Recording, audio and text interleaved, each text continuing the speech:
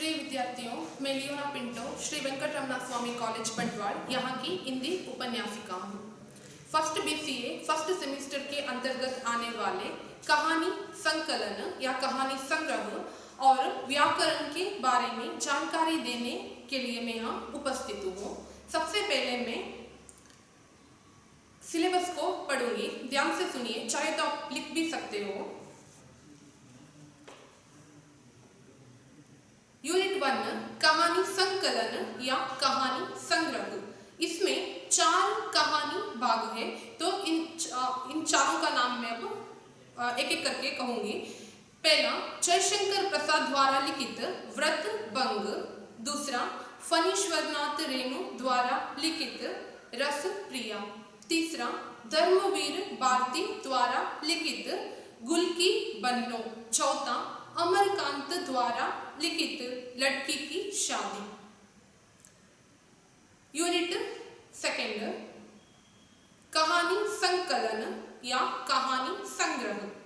पहला मन्नू भंडारी द्वारा लिखित स्त्री सुबोधिनी, दूसरा मार्कंडेय द्वारा लिखित सहज और शुभ, तीसरा नासिरा शर्मा द्वारा लिखित पांचवा बेटा, चौथा मोहनदास नैमिषराय द्वारा लिखित गायन शहर की एक बस्ती।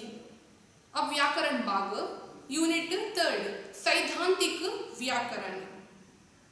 इसमें पहला शब्द भेद विभिन्न आधार पर, दूसरा विकारी शब्द और इसके भेद, तीसरा अविकारी शब्द और इसके भेद, चौथा कारक।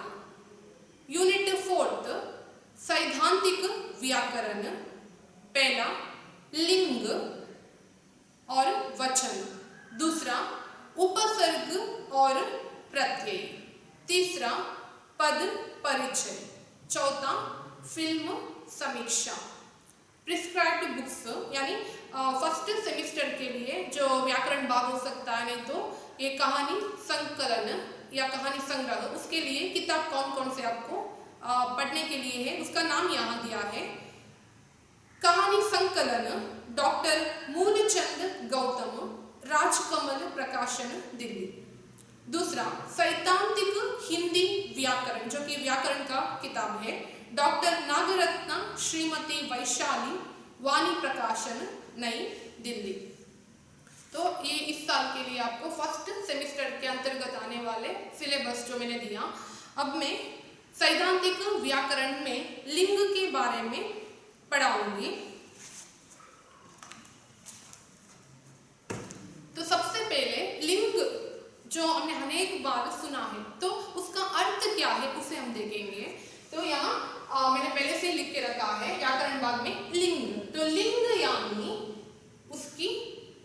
उसका अर्थ संज्ञा के जिस रूप में वस्तु की जाति का बोध होता है उसे हम लिंग कहते हैं। यहाँ दिया है वस्तु की जाति यानी पुरुष या स्त्री जाति, पुरुष नहीं तो स्त्री, दोनों में कोई एक का उल्लेख हो तो उसे हम लिंग कह सकते हैं। तो लिंग यानी संज्ञा के जिस रूप में वस्तु की जाति का या पुरुष या स्त्री जाति का बोध होता है उसे हम लिंग कहते हैं। तो लिंग में 2 प्रकार हैं। तो 2 प्रकार कौन से हैं? यानी पहला है पुल्लिंग और दूसरा है स्त्रीलिंग। पुल्लिंग यानी पुरुष जाति का बोध हो उसे हम पुल्लिंग कहते हैं, यानी संज्ञा के रूप में ही पुरुष जाति का बोध हो तो उसे हम पुल्लिंग कह सकते हैं। स्त्रीलिंग यानी स्त्री जाति का बोध वो कराता है, इसलिए उसे हम स्त्रीलिंग कहते हैं। अब एक एक करके मैं पढ़ूंगी और इसके साथ साथ विवरण भी दूंगी। जिस रूप से यह जाना जाए कि अमुक शब्द पुरुष जाति के लिए प्रयुक्त होता है अथवा स्त्री जाति के लिए उसे लिंग कहते हैं। जैसे नाना, घोड़ा, लड़का और पंडित पुरुष जाति के लिए प्रयुक्त होते हैं। नानी, घोड़ी, लड़की और पंडिताइन स्त्री जाति के लिए प्रयुक्त होते हैं। तो कुछ उदाहरण यहाँ दिए हैं, पुरुष और स्त्री जाति का बोध कराते हैं। तो पहले जो मैंने पढ़ा लड़का, नाना, ये सब पुरुष जाति का है तो लड़की, नानी, पंडिताइन, ये सब स्त्री जाति का बोध वहां कराते हैं। तो जैसे ही हम उच्चारण करते हैं उन शब्दों का, हमें तुरंत ज्ञात होता है कि ये पुरुष जाति के लिए है और स्त्री जाति के लिए है, तो इसे हम लिंग कहते हैं। संसार की समस्त वस्तुओं को चेतन और जड़ दो वर्गों में बांटा जाता है। चेतन वर्ग में पुरुष और स्त्री जाति को हम उसका उल्लेख वहाँ चेतन वर्ग में करते हैं, लेकिन जड़ जिसमें ऐसा कोई भेद नहीं होता, यानी कोई विंगडन हम नहीं करते पुरुष या स्त्री जाति का, लेकिन फिर भी इसलिए संपूर्ण वस्तुओं की एकत्र तीन जातियां होती हैं, पुरुष, स्त्री और जड़। तो तीन जातियां हम लिंग में उपस्थित है, और जो कि पुरुष जाति हो सकता है, स्त्री जाति है, और ठीक उसी प्रकार जड़। तो तीन विभाग है, पुरुष, स्त्री और जड़। इन तीन जातियों के अनुसार उनके वाचक शब्दों के तीन लिंगों का निर्णय बहुधा ऐसी व्यवस्था के अनुसार होता है। संस्कृत, पाली, प्राकृत, मराठी, गुजराती आदि भाषाओं में तीन लिंग हैं, परंतु उनमें कुछ जड़ पदार्थों में कठोरता, बल, श्रेष्ठता आदि गुण दिखते हैं।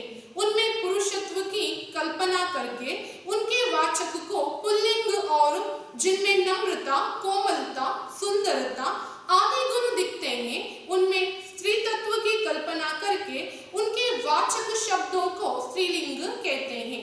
तो यहाँ जड़ में ही पुल्लिंग या स्त्रीलिंग उसे किस प्रकार हम लोगों ने विभाग किया है, यानी जड़ और चेतन के आधार पर कुछ भाषाओं में इसका प्रयोग होता है। जड़ यानी पुरुष के लिए उसका इस्तेमाल करते हैं, पुरुषवाचक, यानी उदाहरण के लिए कहा जाए तो जड़त्व, पत्थर हो सकता है। तो इस प्रकार कुछ शब्दों को हम लोग जड़ में उसका विभाग करके रखा है, क्योंकि पुरुष जाति का उल्लेख वहां अधिक से होता है। यहाँ दिया है बल, श्रेष्ठता, तो बल और श्रेष्ठता के बारे में उल्लेख करते वक्त हमें पुरुष ही याद आता है। ठीक उसी प्रकार स्त्री यानी नम्रता और कोमलता का प्रतीक है। तो उन शब्दों को, जो भी नम्र और कोमल शब्द होते हैं, उन्हें हम स्त्री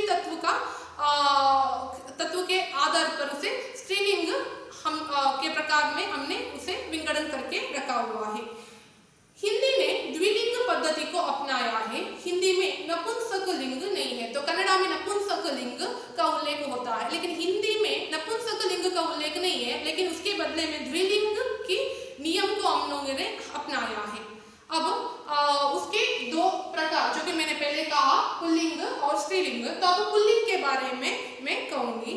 संज्ञा के जिस रूप से वस्तु या व्यक्ति की पुरुष जाति का बोध होता हो उसे पुल्लिंग कहते हैं।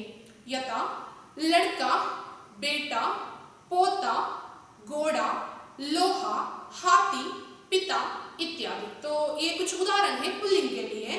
पंडित कामता प्रसाद गुरु के शब्दों में, यानी इनके अनुसार, जिस संज्ञा से पुरुषत्व का बोध होता है उसे पुल्लिंग कहते हैं। जैसे लड़का, बैल, जंगल, पेड़, नगर इत्यादि।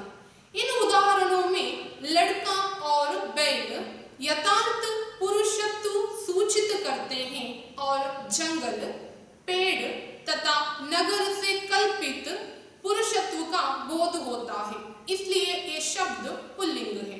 हम हिंदी के पुल्लिंग शब्दों को प्राकृतिक लिंग और व्याकरणिक लिंग दोनों रूप में देख सकते हैं। तो पुल्लिंग शब्दों में भी प्राकृतिक लिंग और व्याकरणिक लिंग, तो दो विधाओं में भी पुल्लिंग को हम लोग देख सकते हैं। तो यहाँ दिया है पुल्लिंग प्राकृतिक लिंग के अनुसार यथार्थ पुरुषत्व, उदाहरण पिता, बेटा, लड़का, पोता, हाथी, घोड़ा, बैल, शेर, बाघ आदि। व्याकरणिक लिंग के अनुसार कल्पित पुरुषत्व, उदाहरण नगर, घर, देश, पहाड़ आदि। तो ये सभी जो अब मैंने कहा है कल्पना करके पुरुष का रूप वहां हमने कल्पित किया है, तो ये कुछ उदाहरण है।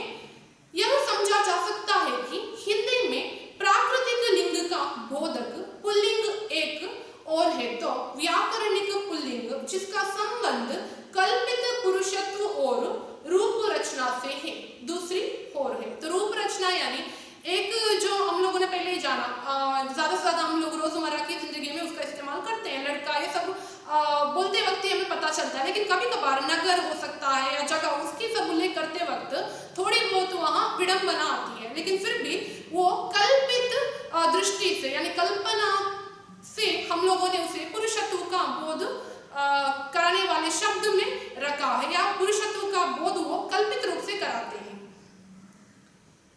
दूसरा प्रकार है स्त्रीलिंग। जो शब्द स्त्रीलिंग या मादा का बोध कराते हैं वे स्त्रीलिंग है, जैसे अध्यापिका, बेटी, माता, बहन, हथिनी, कुतिया, गाय, शेरनी, बागिन, घोड़ी इत्यादि। पंडित कामता प्रसाद गुरु के अनुसार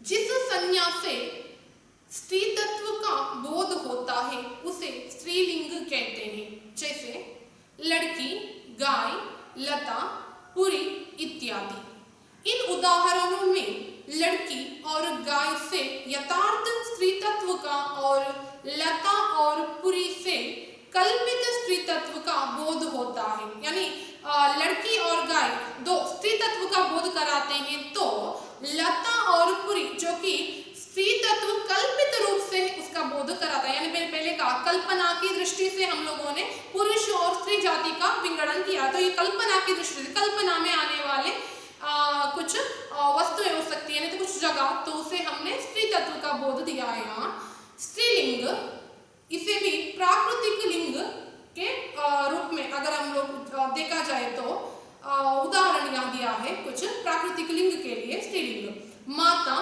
पत्नी, बेटी, पोती, गाय, घोड़ी, शेरनी, बागिन आदि।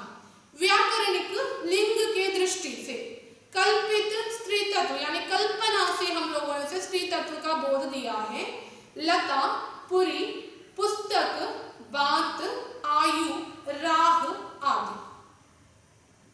तो इतने लिंग के अंतर्गत आने वाले विचारों को मैंने प्रस्तुत किया है। फिर से एक बार अगर मैं दोहराना चाहूंगी, व्याकरण भाग में मैंने आज लिंग पढ़ाया, तो लिंग उसका अर्थ यानी संज्ञा के जिस रूप से वस्तु की जाति का बोध यानी पुरुष या स्त्री जाति का बोध हो उसे हम लिंग कहते हैं। तो लिंग में दो प्रकार या दो विंगडन हम लोगों ने किया है, दो भेद हैं, एक है पुल्लिंग और दूसरा है स्त्रीलिंग। पुल्लिंग यानी संज्ञा के जिस रूप में वस्तु के पुरुष जाति का यानी यहाँ पुरुष जाति का ही बोध होता है, स्त्री जाति नहीं आती है, तो उसे हम पुल्लिंग कहते हैं।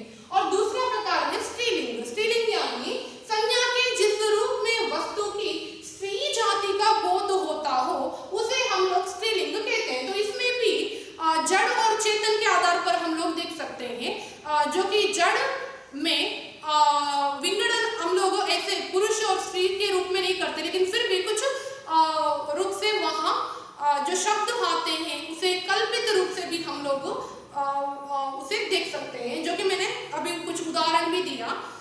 इसके बाद जब कक्षाएं शुरू हो जाएंगी तो फिर से एक बार मैं इस व्याकरण को फिर से एक बार करूंगी। अगर कोई संशय हो तो आप लोग पूछ सकते हैं।